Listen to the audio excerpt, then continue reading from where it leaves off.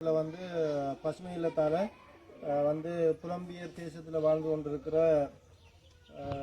Navaneethan Kavitha, Swiss Murugesan, உதயபனன் Swiss நாட்டில் இருக்கிற எங்களுடைய தமிழ் உறவுகளுடைய நிதி பங்களிப்பினூடாக கோகுலவள்ளி என்ற இந்த பிள்ளைக்கு நாங்கள் வந்து வீட்டு தோட்ட பயிர்களை கொடுத்துருந்தோம். அது சம்பந்தமாக நாங்கள் மீளாய்வுக்கு வந்திருக்கிறோம். தங்கச்சிட்ட கேட்டு அறிந்து கொள்ளும். நாங்கள் தந்த பயிர்கன்றூடாக உங்களுக்கு எப்படி தங்கச்சி வருவாய் வந்திருக்கா அல்லது தந்த பயிரில் எதுவும் பிரயோசனம் அடைஞ்சிருக்கிறீங்களா? இந்த மக்களுக்கு என்ன சொல்ல விரும்புகிறீங்க? நீங்கள் வந்து முருங்கை தந்துறீங்கண்ணா. முருங்கையில் நிறைய காய் ஆஞ்சி பிறகு இலை பக்கத்து வீடு அப்படி ஆஞ்சி சொல்லி வச்சு சாப்பாட்டுக்கு பிரியசப்படுத்திருக்கிறோம். மற்றது சில பேர் கேட்டு வரவங்களுக்கு சமைக்கிறதுக்கு அப்படி சாப்பாட்டு கொடுத்துருக்குறோம். பிறகு பேசி இன்னும் காய்க்கிற பருவம் அதுலேயும் எங்களுக்கு பலன் கிடைக்கும். பிறகு வாழைக்குள்ள வச்சு வச்சிருக்கிறோம். பிறகு அதில் பூ அப்படி அதை சாப்பாட்டுக்கு பயன்படுத்தியிருக்கிறோம். பிறகு வந்து மாதுளை தந்துருக்குறீங்க, அது பழம் சாப்பிட்டுருக்கோம். மாமரம் இருக்கு, அதுலேயும் காயான்னு சாப்பிட்டுருக்குறோம். நிறைய பசுமை இல்லத்தால நிறைய பலன் நாங்கள் அடைஞ்சிருக்கிறோம். முக்கிய சந்தோஷம். உண்மையா பார்த்தீங்கன்னு சொல்லி சொன்னால் நாங்கள் விடத்தை வந்து காய்க்கிறோம். சொல்ற உண்மையா பையான்றதை நாங்கள் பார்க்கக்குள்ள அந்த நாங்கள் கொடுக்கப்பட்ட மரங்கள் அதாவது பலன் தரும் மரங்கள் வந்து எப்படி இருக்குதுன்றதை நாங்கள் பார்க்கலாம்.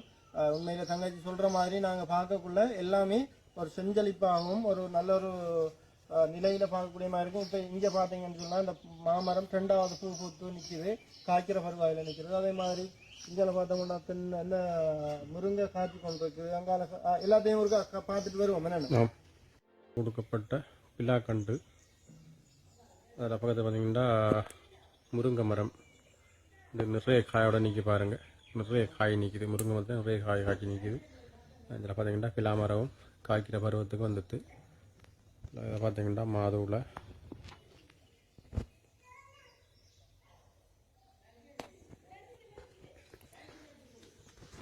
பார்த்தீங்கன்னா சின்ன புள்ள இவ்வளோ அழகாக பெருசாக நிற்கிது.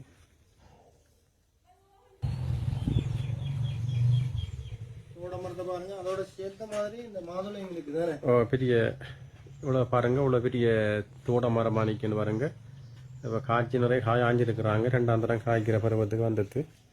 இதில் பார்த்தீங்கன்னா ஒரு மாதுளையும் இருக்குது.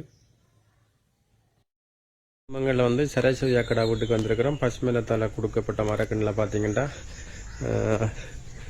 பிலாமரம் வச்சுருக்க அக்கா பார்த்தீங்கன்னா பிலாமரம் பார்த்தீங்கன்னா இந்த வாழை உலை போட்டு இருக்குது. அப்படியே பார்த்தீங்கன்னா இதில் கம்பு வச்சுருக்கிறாவும் இதில் வாழை வச்சுருக்கிறாவுக்கா தேசி. இதில் பார்த்தீங்கன்னா ஃபுல்லாக வத்தாளி போட்டுருக்குறாவாக்கா. நிறைய வத்தாளி போட்டுருக்குறாவோ. அகத்தி கீரை வச்சுருக்குது. இங்கே பார்த்தீங்கன்னா வாழை.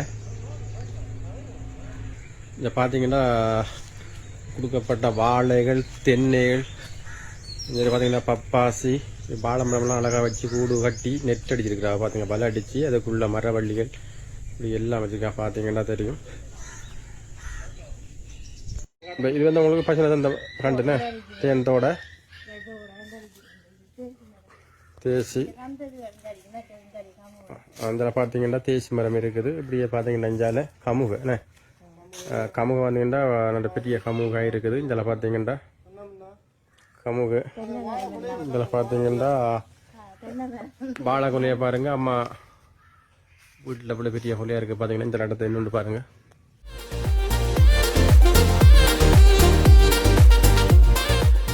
பீக்கே இனம் மாய உண்டுண்ணே.